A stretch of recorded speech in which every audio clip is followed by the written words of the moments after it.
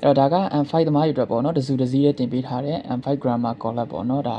တစ်ပေါ့ဒါはい皆さんこんばんは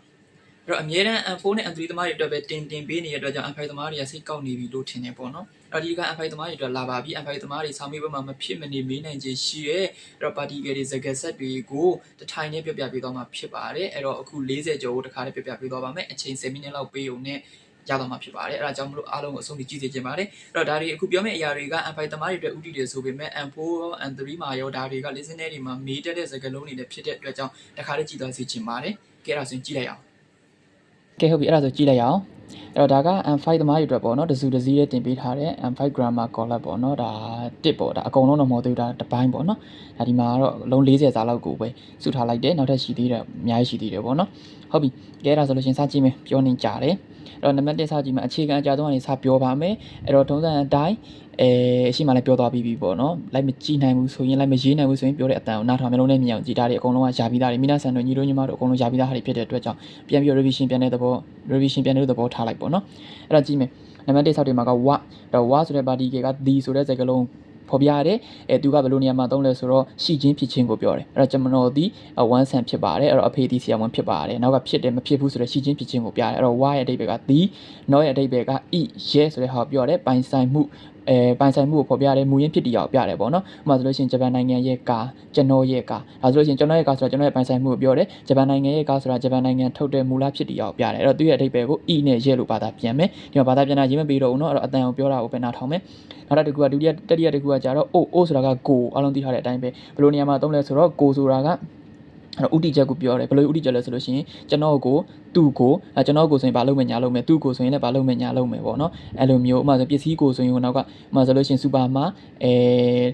ကြီးရှော့ကိုဝယ်ခဲ့တယ်ပေါ့အဲ့ကြီးရှော့ကြီးရှော့ကိုဥတီပြောတာပေါ့နော်ဝယ်ခဲ့တယ်အဲ့လိုမျိုးနောက်တစ်ခုကကြတော့တို့ဆိုတာကနှစ်ကကြတော့ထပ်ပေါင်းတယ်ကျွန်တော်နဲ့သူကျွန်တော်တယောက်တည်းမဟုတ်သူပါပါတယ်ထပ်ပေါင်းတယ်နောက်ကအဖို့ဆက်တာတွေပါတယ်မှာသုံးတယ်ပေါ့နော်တို့ဆိုတာနှစ်နောက်တော့က dead ဆိုတာကကြတော့အလုံးသိထားတဲ့အတိုင်းပဲ dead ဆိုတာကအဓိပ္ပာယ်၄မျိုး၃မျိုး၄မျိုးလောက်ရှိတယ် dead ကနီလန်းတစ်ခုအနေနဲ့သုံးရင်ဖြင့်နှစ်ဥပမာဆိုရင်စပိန်နဲ့လေရင်နဲ့ဒါဆိုရင်ဖြင့်နှစ်ပေါ့နော်တူနဲ့ဆိုလို့ရှိရင်တူဖြင့်ဒါနီလန်းတစ်ခုအနေနဲ့သုံးတယ်အမဟာရှိတဲ့ကောအစိုးပေါတာပဲမှရှိတာပေါ့နော်အဲဆိုလို့ရှိရင်တူနဲ့ခေါက်ဆွဲကိုစားခဲ့တယ်ဒါဆိုရင်နီလန်းအနေနဲ့သုံးတယ်အဲ့လိုမဟုတ်ဘဲနဲ့နေရာနောက်မှာလိုက်မယ်ဆိုရင်သူကကျတော့မှားလို့ဘာသာပြန်တယ်ဟုတ်ပြီနော်အဲ့တော့များသောအားဖြင့်နေရာနောက်မှာတဲလိုက်လို့ရှိရင်အနောက်မှာ action back တွေလိုက်တယ်လှုပ်ရှားမှုရှိတဲ့ back တွေလိုက်တယ်သူမှားလို့ဘာသာပြန်မယ်အဲ့လိုမဟုတ်ဘူးအကြောင်းပြချက်တစ်ခုအနေနဲ့သုံးရင်တဲကကြတော့ကြောက်လို့ဘာသာပြန်တယ်အမအမေတဲ့မိုးရွာလို့မိုးရွာတော့ကြောက်အဲ့လိုဘာသာပြန်မယ်ဟုတ်ပြီနော်နောက်တစ်ခုကကြတော့နိကကြတော့မှားလို့ဘာသာပြန်မယ်သူ့ရဲ့အရှိမာကသူ့ရဲ့အရှိဆိုအနောက်မှာကြံခဲ့တဲ့ဟောပြောတာပေါ့နော်အချိန်နဲ့နေရာလိုက်တယ်ဥပမာဆိုရင်ဂျူးကြီးနေ10နိုင်မှာခိုနိဒီနေရာမှာအဲ့တော့နေရာနောက်မှာနိလိုက်ကြတော့အပေါ်ကလည်းနေရာနောက်မှာဒဲလိုက်မှားလို့ဘာသာပြန်တယ်နိလိုက်လို့ရှင်မှားလို့ဘာသာပြန်တယ်ဘာကွာလဲဆိုတော့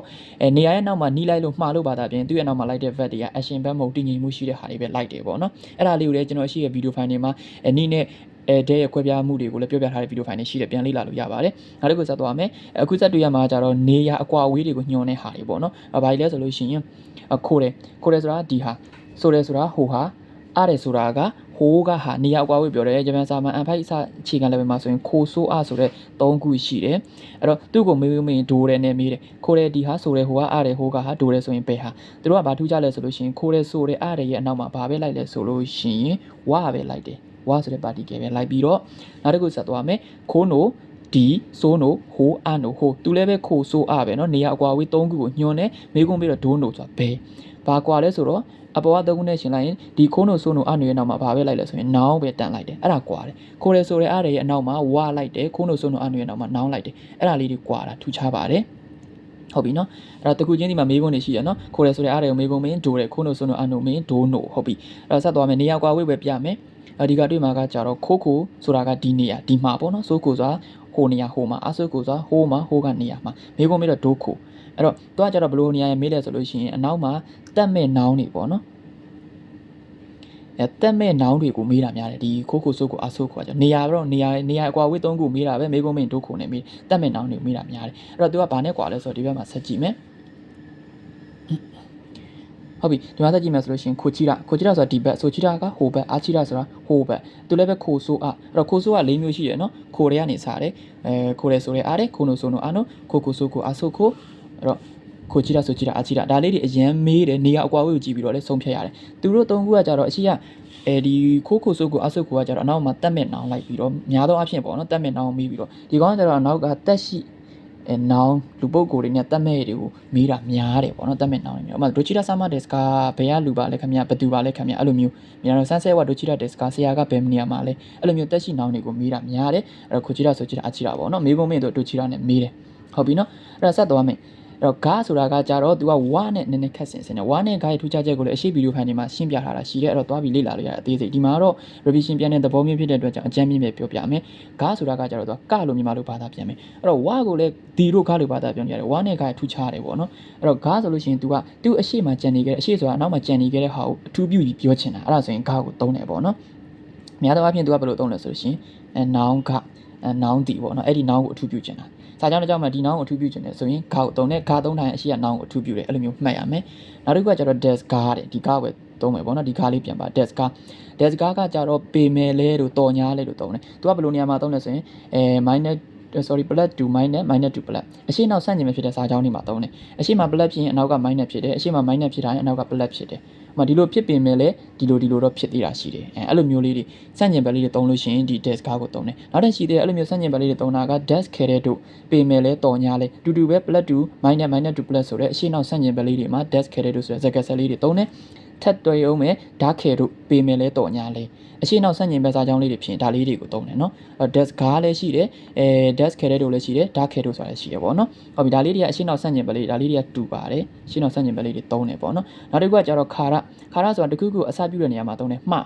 အချိန်ပဲဖြစ်ဖြစ်နေရာပဲဖြစ်ဖြစ်စတင်တဲ့နေရာမှာသုံးတယ်ခါရမှာအဆုံးသတ်မှာကမှားတယ်သူတို့နှစ်ခုတွဲသုံးတာလည်းရှိတယ်တစ်လုံးချင်းခွဲသုံးတာလည်းရှိတယ်ခါရမှားတဲ့အထိနေရာအကွာဝေးသုံးတယ်အချိန်အစအဆုံးပြောတာရှိတယ်အဲ့တော့စပြီးပြောရင်လည်းတစ်ခုချင်းသုံးတာရှိတယ်အဆုံးသတ်ပြောရင်လည်းတစ်ခုချင်းမှားတယ်သုံးတာရှိတယ်နောက်တစ်ခုကကျတော့ yori ဆိုတာ tap ပို့ဆိုတဲ့အဓိပ္ပာယ်ရတယ်သူတို့ဘယ်လိုနေရာမှာသုံးလဲဆိုလို့ရှိရင်နှိုင်းရှင်တဲ့နေရာမှာသုံးတယ် noun 1 wa noun 2 yori အဲ့တော့ noun 1ဒီ noun 2 tap ပို့အဲ့တော့ tap ပို့ဆိုတဲ့အဓိပ္ပာယ်နှိုင်းရှင်တာနှစ်ခု noun နှစ်ခုကိုရှင်းလိုက်တာအဲ့မှာဆိုလို့ရှိရင်ဒီနေရာကဟိုနေရာ tap ပို့ဒီ1ဆန်က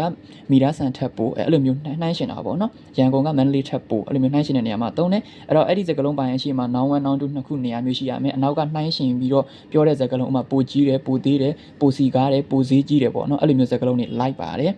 ်နောက်တစ်ခုကကျတော့ not ho ကဆိုတာကရဲ့ဘက်ကသူလည်းပဲနှိုင်းရှင်တာအဲ့တော့ noun 1 noun 1နဲ့ noun 2ကိုရှင်းလိုက်ရင် noun 2 not ho ကအဲ့တော့ तू ကဘယ်လိုနေရာမှာသုံးလဲ noun not နောက်က ho ကဆိုတဲ့နေရာမှာသုံးတယ်အရှိက noun လိုက်တယ် noun not ho က noun ရဲ့ဘက်က तू လည်းပဲနှိုင်းရှင်တာပဲပေါ့နော်အဲ့လိုနေရာမှာသုံးတယ်နောက်တစ်ခါကျတော့ total မို့ဆိုတာအလွန်အရင်ပမာဏတွေနှိုင်းရှင်ဖော်ပြ total မို့အလွန်အရင်များသောအားဖြင့်သူ့အနောက်မှာကအဟုတ်ဝါကြဆိုတဲ့plus အဟုတ်ဝါကြတွေလိုက်တယ် total မို့အလွန်အရင်ပေါ့နော်အငင်းဝါကြမလိုက်ဘူးနော်အဟုတ်ဝါကြတွေလိုက်တယ်အာမာရီကကျတော့တိတ်ပြီးတော့ကျတော့အနောက်မှာအငင်းဝါကြ minus ပုံစံလိုက်တယ်နော်ဟုတ်ပြီယောခုဆိုတာကောင်းဆိုရင်သူကကျတော့အနောက်မှာအဟုတ်ဝါကြကောအငင်းဝါကြကိုလိုက်တယ်အဲ့တော့ plus minus လိုက်တယ်ပေါ့နော်အဲ့လိုမှတ်မယ်ဟုတ်ပြီနောက်တစ်ခုဆက်သွားမယ်နောက်တစ်ခုကကျတော့ဆိုရှိတဲ့ဆိုတာနောက်ပြီးတော့ဆက်ပေါင်းပြတဲ့နေရာမှာသုံးတယ်အဲ့တော့သူကကျတော့ဘယ်လိုနေရာမှာသုံးလဲဆိုလို့ရှိရင်သူကကျတော့ plus ကောင်းတဲ့ plus ဖြစ်နေရင်အနောက်ကလည်းကောင်းတဲ့ plus လိုက်တယ်လို့အရှိမကောင်းတဲ့ minus ပုံစံလိုက်အနောက်မှာလည်းမကောင်းတဲ့ minus လိုက်တယ်ပေါ့နော်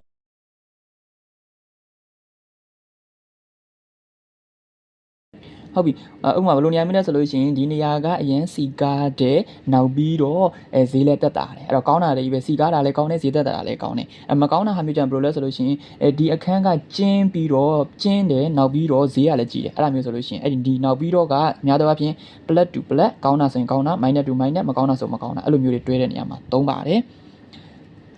်အဲ့တော့စန့်ကျင်ဘက်3နာရီကကြတော့ဒီအပေါ်မှာပြတာလေdesk car တို့ desk carrier တို့နဲ့သုံးတယ်เนาะအရှိနောက်စန့်ကျင်ဘက်တွေမှာသုံးတယ်သူတို့နှစ်ခုကတွဲလို့မှတ်လို့ရတယ်နောက်ပြီးတော့ဆိုတဲ့ခါရဆိုတာအဲ့ဒါပြီးနောက်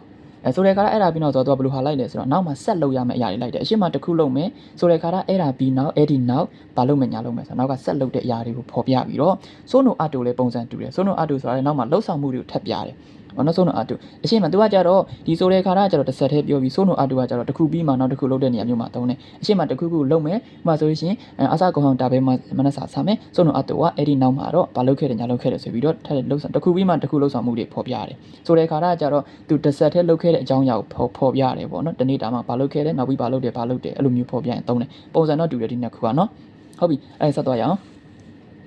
င်ဆက်ကြည့်မယ်ဆိုတော့ ဘာတွေ့လဲဆိုတော့ desk ခါရနဲ့ mass ခါရအဓိကပြောချင်တာတော့ခါရကိုပြောချင်တာပေါ့နော်ဒါပေမဲ့ခါရတည်တံ့ပြောလိုက်ရင်ဒီစအပြုတဲ့ဟာနဲ့မှားတော့မှာဆိုလို့ desk ခါရ mass ခါရအဲ့တော့ M5 မှာတော့ဒီ desk တွေ mass တွေနဲ့ပဲသုံးတယ် full light ဖောင်နေနဲ့ပဲ M4 လောက်ကြာလို့ရှိရင်တော့ plain ဖောင်နေနဲ့သုံးတာများတယ် plain ဖောင်ခါရပေါ့နော်အဲ့တော့ M5 မှာလည်းအဲ့လိုမျိုးလာတတ်တယ်မှတ်ထားပေါ့နော် plain ဖောင်ခါရအဓိပ္ပာယ်ကတော့ကြောင့်အကြောင်းပြချက်ပေးတဲ့နေရာမှာသုံးတယ် desk ခါရ mass ခါရဆိုဖြစ်တော့ကြောင့်နာနီဖြစ်တော့ကြောင့်အကြောင်းပြချက်ပြီးရင်အနောက်ကအကျိုးရလက် reset တွေလိုက်တယ်ပေါ့နော်အနောက်မှာအဲ့လိုမျိုးစာကြောင်းတွေလိုက်ပါတယ်နောက်တစ်ခုကကျတော့ရနာနီနာတို့ရနာတို့ဆိုတာကကြတော့အဲ့တော့တွေအစရှိသဖြင့်အဲ့လိုမျိုးမှတ်တယ်နော်ရနာတို့အစရှိသဖြင့်လို့မှတ်ပြီးတော့နောက်တစ်ခုဆိုတော့ချွတ်တို့ဆိုတာနည်းအနေငယ်ပေါ့နော်အများသောအားဖြင့်ညင်းနေမှာတုံးတယ်အနောက်က minus တွေလိုက်တယ်ချွတ်တို့ဆိုရင်ညင်းတယ်တခုခုလုပ်ဖို့တရားရောက်ကဖိတ်ခေါ်ရင်ကိုကချွတ်တို့ပြောလိုက်ရင်အဲ့ဒါကညင်းတယ် listener တွေမှာအသုံးများတယ်နောက်ပြီးတော့စုခိုးရှိဆိုတာအနေငယ်ပေါ့နော်ဒါကတော့စကလုံးတွေမှာလည်းပါတယ်ပေါ့နော်ဒါပေမဲ့အသုံးလုံးနဲ့ပါတယ်ဒါပေမဲ့မှတ်ထားသင့်တယ်လို့ထင်တယ်သူကကျတော့ plus တွေ minus တွေလိုက်တယ်ပေါ့နော်အနောက်မှာအဟုတ်ကကြောင့်အငင်းဝါကြတွေလိုက်တာများပါတယ်အဲ့တော့ပြောနေတဲ့တတိယလာလို့ပေါ့နော်တစ်ခုထပ်ပြီးတော့အပိုလက်ဆောင်ပေးလိုက်မယ်ဗာလဲဆိုတော့ခကအဓိပ္ပာယ်တို့မဟုတ်ဘယ်လိုနေရာမှာသုံးလဲနောင်ခနဲ့နောင်နှစ်ခုကြာမှာခလိုက်လို့ရှိရင်တို့မဟုတ်ရွေးချယ်စရာတွေမှာနေရာမှာသုံးတယ်ပေါ့နော်ဒီဟာတို့မဟုတ်ဟိုဟာပေါ့နော်ခဆိုဒီမှာခန္ဓာနဲ့မှားပါတယ်ဟုတ်ပြီနော်အဲ့တော့စုစုပေါင်း40ခုဒါတွေအကုန်လုံးမဟုတ်သေးပါဘူးဒါတွေကငါတို့ပထမပိုင်းမိုးကြီးကိုပြီးရင်ဘုံဘိုးတုတ်ခိုင်းဖြေရတယ်ဘုံဘိုးတုတ်ခိုင်းဖြေတဲ့မေကွန်အပိုင်းမှာပထမဆုံးစတွေ့တဲ့မုံတိုင်းအချိမှာဖြေရတဲ့ကော့လက်ပေါက်လေးတွေမှာဖြေရတဲ့ဟာတွေမှာဒါတွေအသုံးအရန်များပါတယ်ဒီတွေကအပါများပါတယ်အဲ့တော့တထိုင်နဲ့ဒါကိုသာနားထောင်ပြီးတော့နားနဲ့ကြက်သွားမယ်ဆိုလို့ရှိရင်ဒါဆောင်းဘက်မှာအရန်ကိုအကျိုးရှိပါတယ်ဒါတွေအကုန်လားဆိုတော့မဟုတ်သေးပါဘူးနောက်ထပ်တင်ပေးပါဦးမယ်ဒါပထမတစ်ပိုင်းသာပဲရှိပါသေးတယ်အခုလက်တော်စူးစီးမိတဲ့ဟာပေါ့နော်ကျွန်တော်တိတ်မအားသေးတဲ့အတွက်ကြောင့်အားတဲ့အချိန်လေးမှာရတော့စူထားတာလေးတွေပါတန်းတဲ့ကလေးတွေလည်းပြောပြရင်းနဲ့ဒီ line ပေါ်မှာminaဆန်တို့လည်းပဲအားလုံးတစ်ခါတည်းရတော့အောင်လို့ပေါ့နော်ကဲဟုတ်ပြီ